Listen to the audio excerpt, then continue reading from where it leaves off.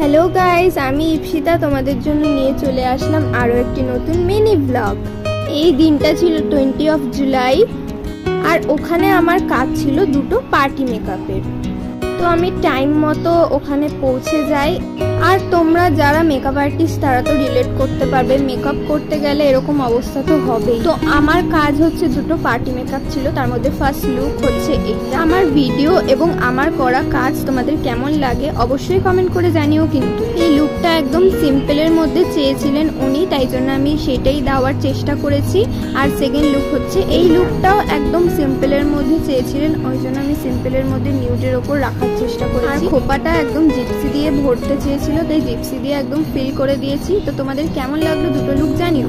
ইনি ছিলেন আজকের ব্রাইডের মতন সেজেছিলেন তার মেয়ের বার্থডেতে। এই যে হোয়াইট জামা পরে মেয়েটি বসে আছে, এই মেয়েটির বার্থডে ছিল। তো ব্যাস সবকিছু হয়ে যাওয়ার পর তাড়াতাড়ি প্যাক আপ করে বাড়ি চলে আসলাম। তো আজকের জন্য এটাই, টাটা, বাই।